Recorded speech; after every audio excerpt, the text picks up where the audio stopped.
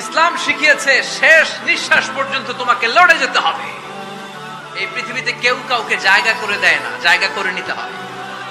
আমরা ভালোবাসা দিয়ে বিশ্ব জয় করব, ঠিক কিনা? হেরে যাবে ওদের হিংসার ষড়যন্ত্র, জিতে যাবে আমাদের ভালোবাসা। আমাদের ভালোবাসাকে হারায় দেওয়ার মতো শক্তি পৃথিবীর কারণে চিল্লায় বলো, ঠিক কিনা? কখনো কোনোদিন কারো পারমিশন ছাড়া মোবাইলের গ্যালারি চেক করবেন না। কখনো কারো পারমিশন ছাড়া তার ফেসবুকের মেসেঞ্জারে কে কার সাথে চ্যাটিং করেছে এটা করা যাবে না। কখনো কারো পারমিশন ছাড়া তার মেইলের ইনবক্স খুলে দেখা যাবে না। কখনো কারো পারমিশন ছাড়া কারো ব্যক্তিগত চিঠি পড়া যাবে না। দিস ইজ ইসলাম। যুগ জামানা পাল্টে দিতে চাই না অনেকজন, এক মানুষই আনতে পারে জাতির জাগরণ। সমাজে যদি বিশৃঙ্খলা তৈরি হয় তখন মুমিন রাগান্বিত হবে, বজ্র কণ্ঠে গর্জে উঠবে, চিল্লায় বলেন, ঠিক কিনা?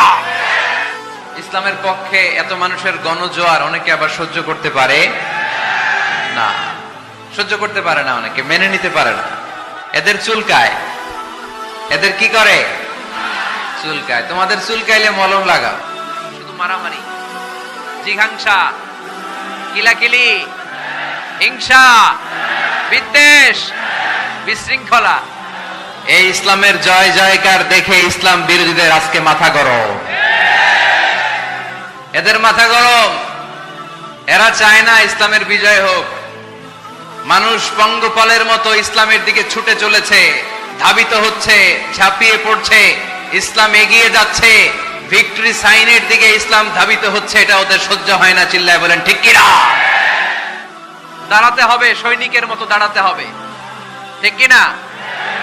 আধারে ভয় পেও না, আলো আছে আড়ালে, অন্ধকার পালিয়ে যাবে তুমি উঠে দাঁড়ালে। খেলাঠেলির দিন শেষ।